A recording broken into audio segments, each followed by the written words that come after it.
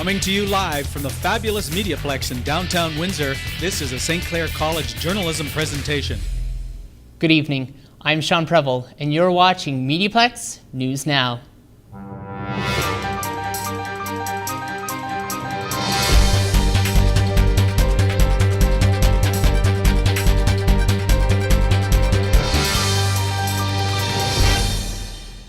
A Canadian soldier's death may be the third suspected suicide in a week.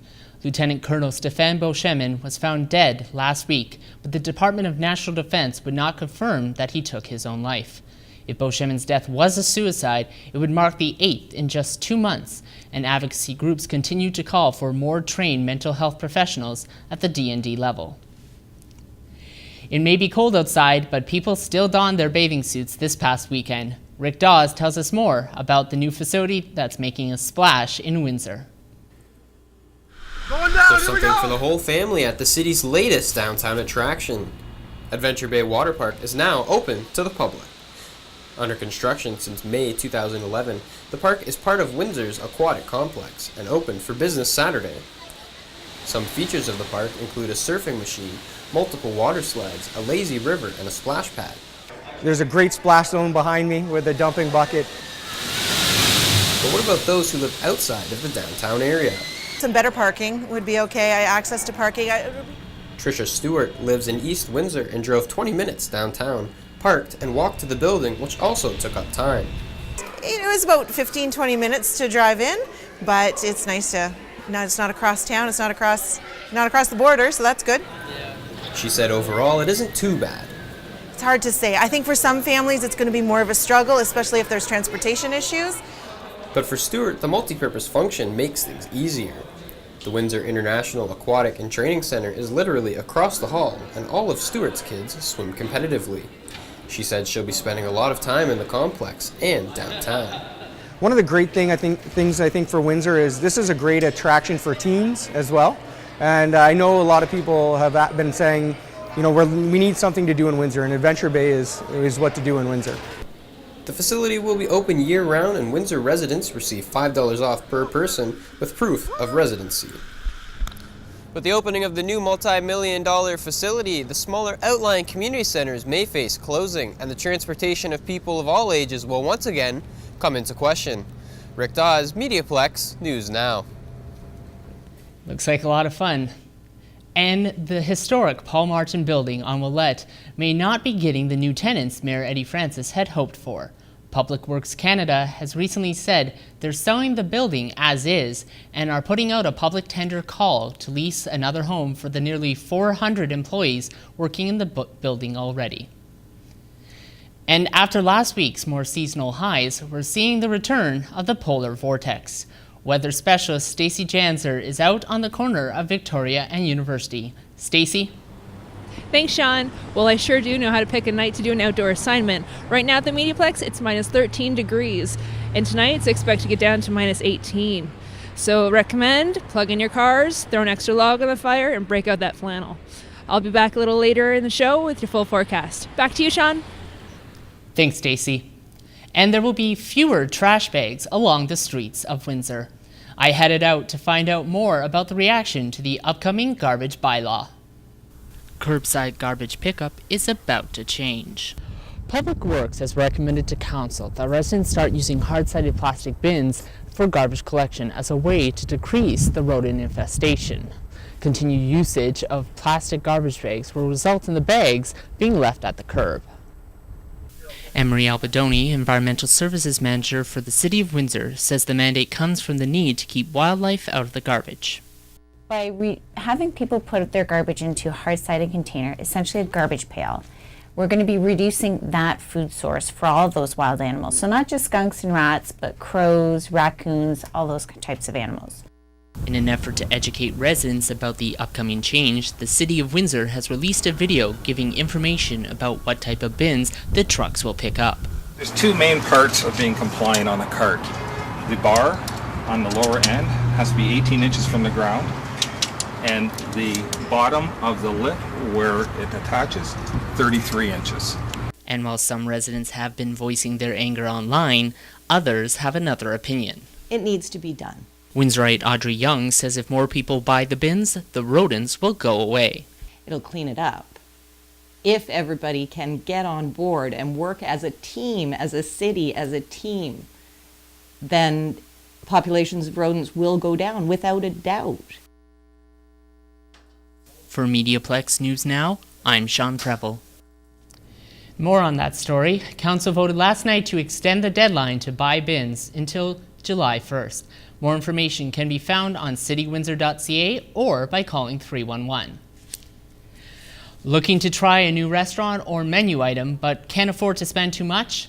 Then Windsor Bites may be just the thing for you. Murad Zinchlioglu tells us more. Restaurateurs are hoping to beat the winter blahs with a boost in business this week. The annual Winter Bites Restaurant Week kicked off on Monday, offering discounted three-course meals to diners. Adriano Chodoli, co-owner of Windsor Eats, says the event came out of a general need from the industry. Winter Bites started from our idea of wanting to really help the restaurants out during a traditionally slow period. Chodoli is hoping that patrons will extend their palates at one or more of over 25 participating restaurants. It's a great way to either try a favorite that has new menu items, because some chefs are creating new items just specifically for Winter Bites, or to try out a restaurant you never had before without having to worry about spending too much money because of the discounted menu prices. Perry DeConnick, head chef at Chinoso's and Oishi, says there are a few factors that play into the traditionally slow time of year. Just people, they've maybe blown their budget, or they've done a lot of partying and everything during the Christmas and New Year's, and they just sort of stay back, and it's also really cold outside, so they try and stick to more of their homes and cook at home. Chinoso's Oishi will be serving up fan favorites from their menu, including signature sushi rolls and their avocado egg rolls. Without it, you never know what numbers you would have, but I mean, we definitely see an incline in business because of Winter Bites. People come in specifically for that menu.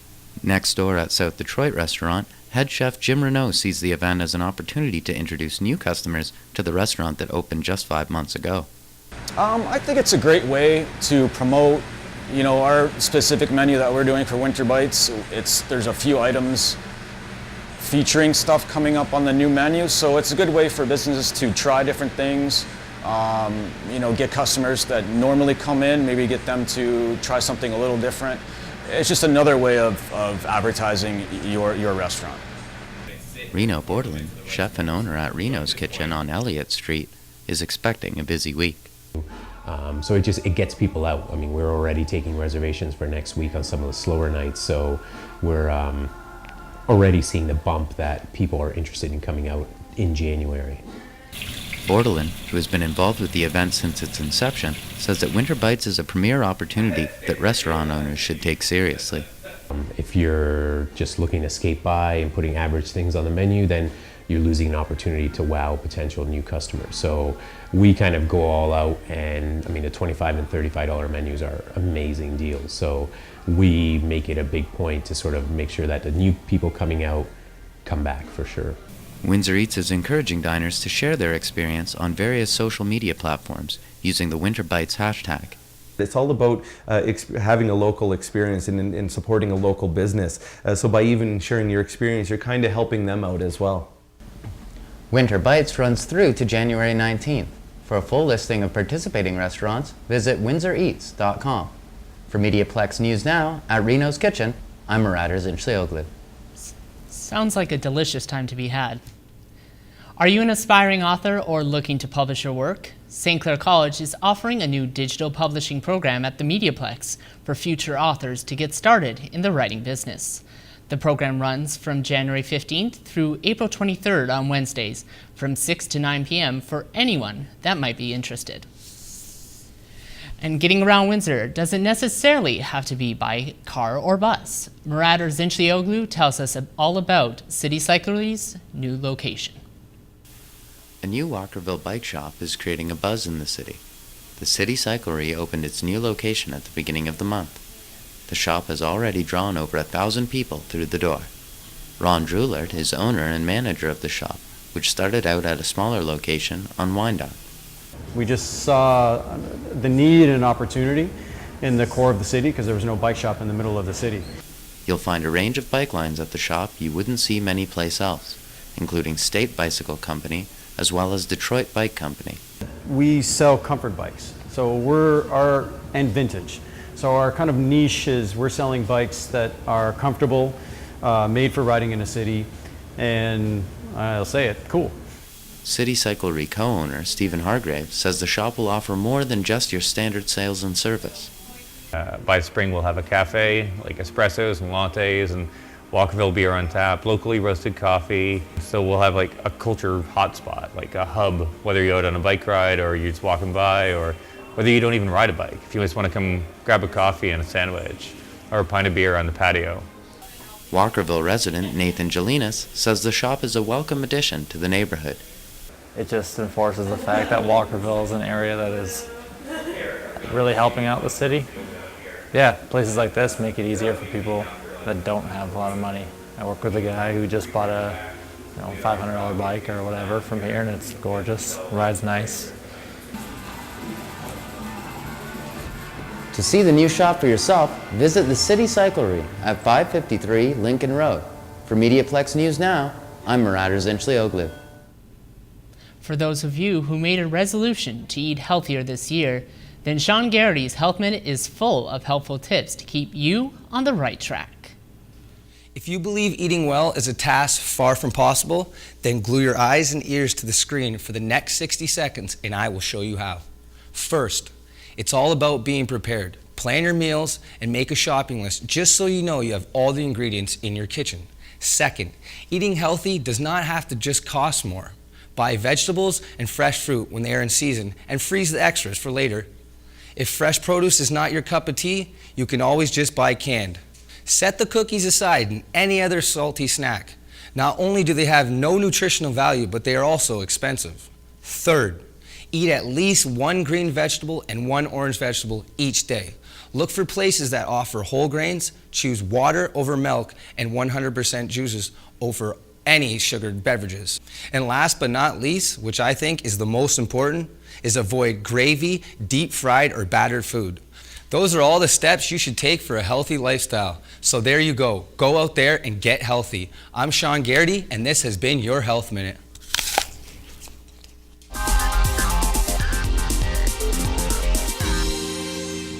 Reporter Evan Mathias took us to the ice to give us an inside look at what the Windsor Spitfires have been working on. The Windsor Spitfires have had a slow start to the new year, having won just 3 of their first 9 games, including a season-high 6 straight losses. Windsor has bounced back, however, with back-to-back wins against the Plymouth Whalers and Sudbury Wolves. One of the shining points of a particularly bad month so far has been the offensive play of fourth-year center Brady Vale.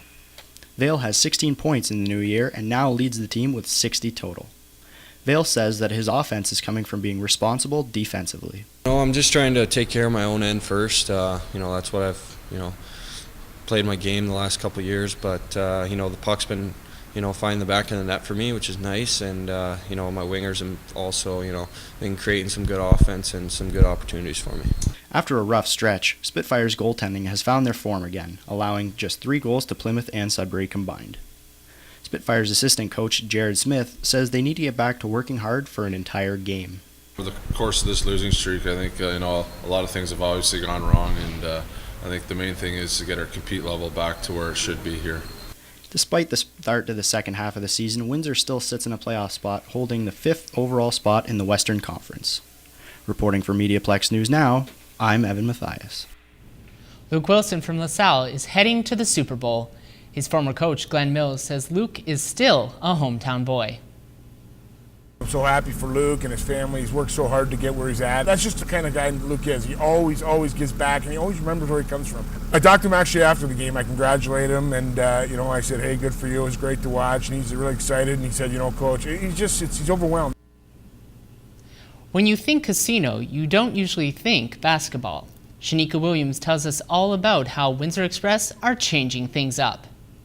I'm here at Caesars Windsor, where the Windsor Express are playing their 401 rivals, the London Lightning. It's a historical day today because this is the first time a basketball game has ever been played in a Canadian casino. The Windsor Express defeated the two-time defending champions, the London Lightning, in a hard-fought victory, 86-78. The Express are now 20-7, while London holds a record of 18-7. This win advances Windsor to first place in the NBL Central Division. Player of the game, Quannell Brown, had 21 points, 2 assists, and 4 steals. The clash at the Coliseum was an exciting game for Windsorites, with more than 2,000 fans in the stands. Coach Aaron McDonald says it feels great to be number 1 in the league and hopes to remain at the top spot.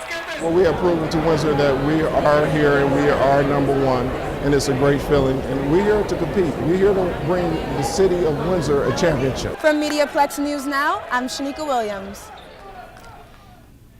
The Windsor Express team usually play their games at the WFCU Center, but the turnout at Caesars Windsor might cause them to think about some changes.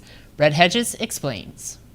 It was a historic night for the National Basketball League of Canada and Caesars Windsor. On January 15th, the casino hosted the first pro basketball game in Canadian history when the Windsor Express hosted the London Lightning at the Coliseum. Both teams had come into this game on a relatively high note. The Windsor Express had won 5 in a row in 8 of their last 9, while the London Lightning had won 4 in a row and 10 of their last 11. Even though this game took place at a casino, one thing could be sure is that we were going to see some great basketball on this night. The Express had a fast start and took a big lead into halftime.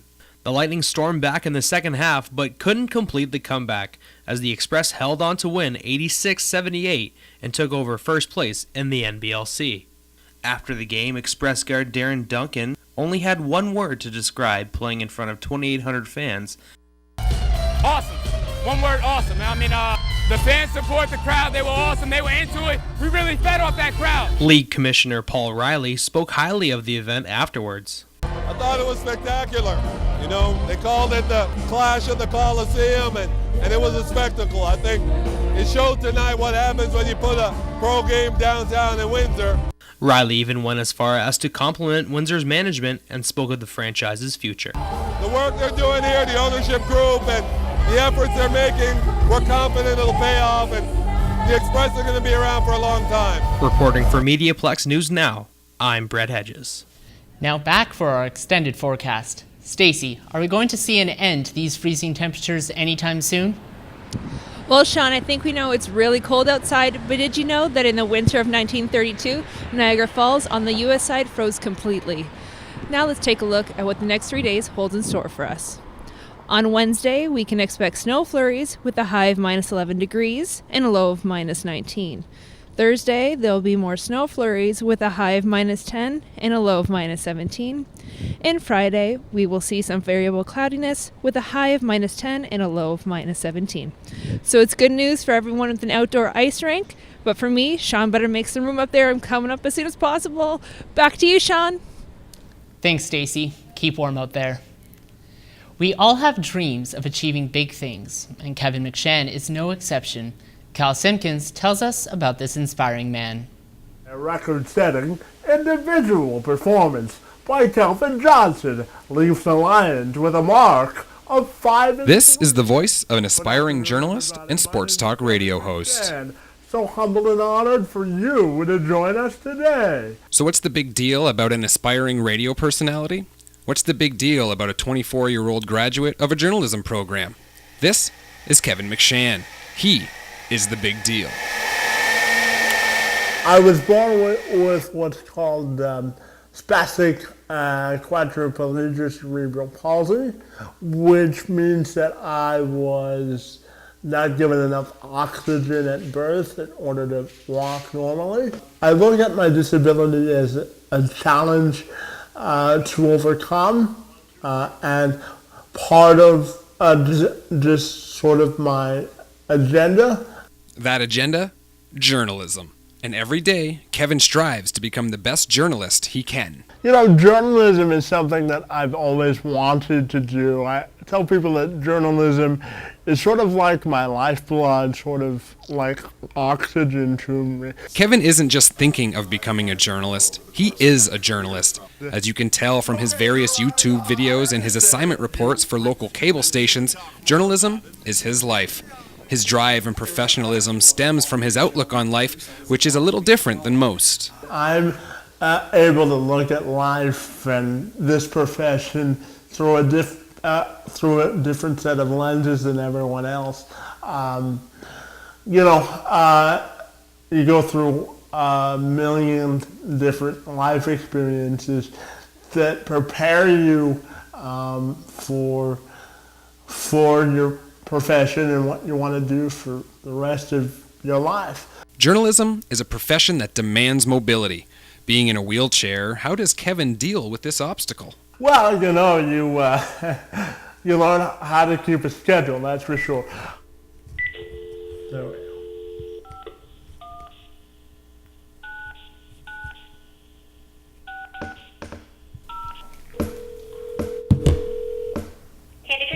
Hey Alicia, it's Kevin. How we doing? Hey, good, thanks. I'm calling to reschedule what I canceled this morning.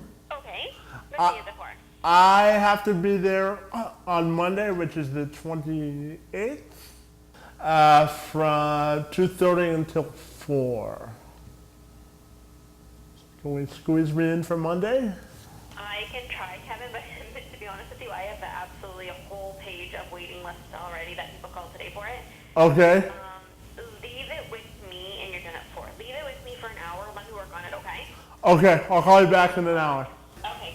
Talk to you in a bit. Thanks. Yeah, bye-bye. Transportation might not always be there for Kevin, but there is someone who is.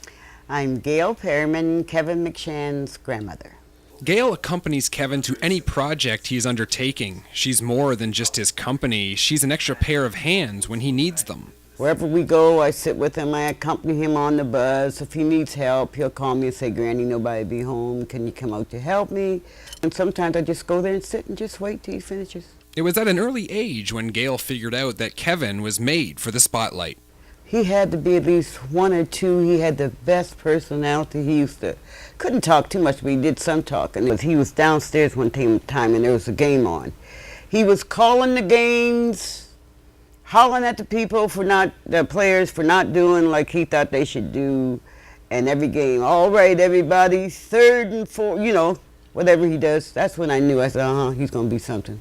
So I wanted to see Kevin in action, doing what he does. So he invited me along to Community Living Windsor, where he was shooting testimonials for one of his projects. Before he got there, I snuck in and I wanted to get a little insight on what people there thought of Kevin.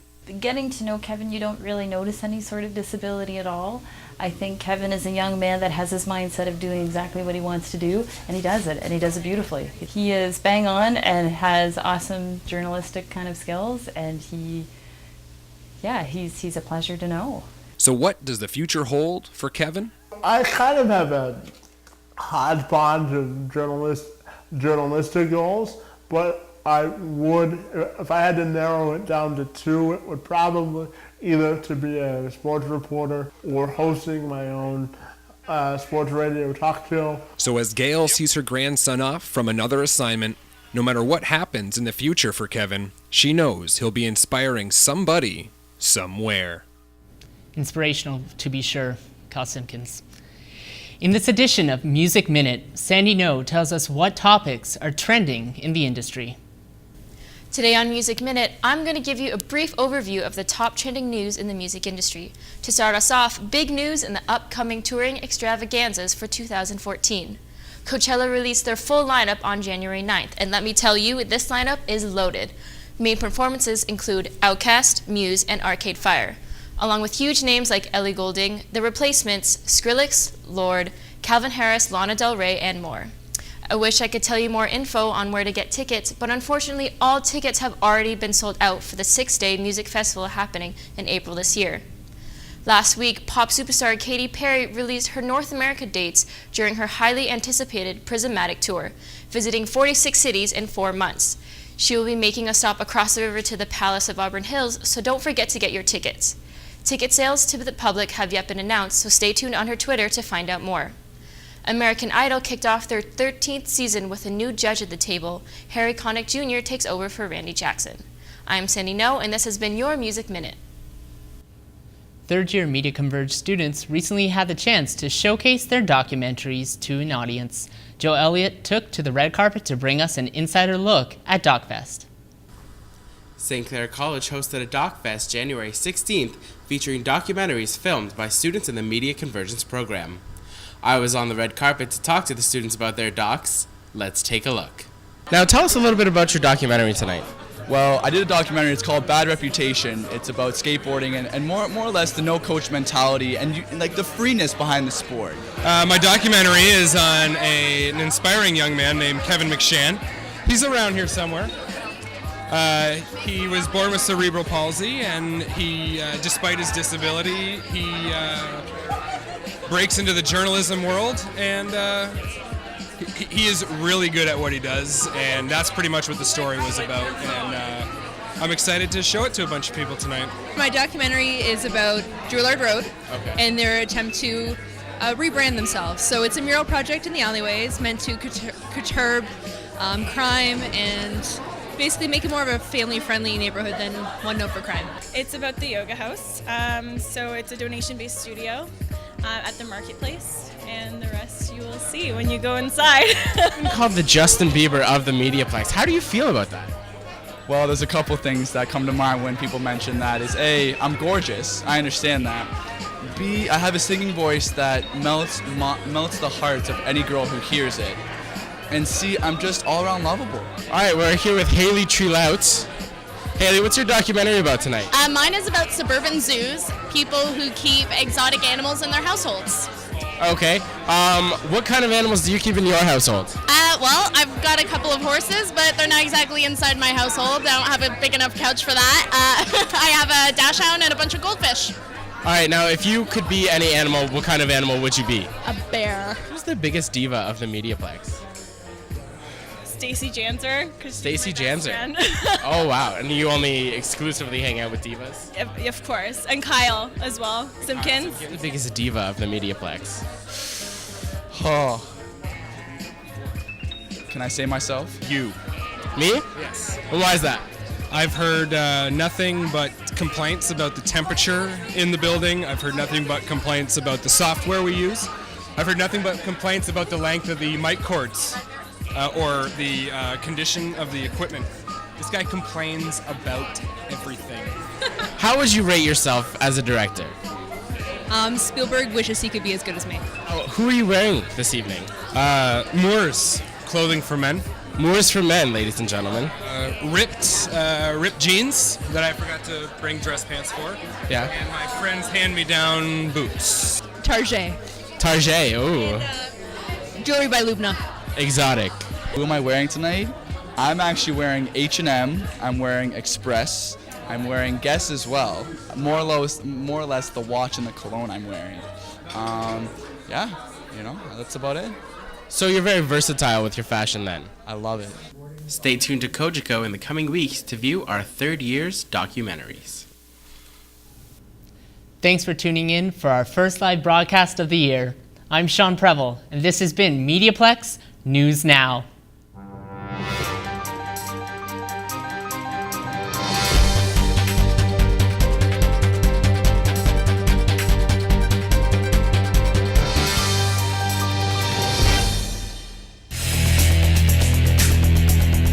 Mediaplex News Now is a production of the St. Clair College Journalism Program.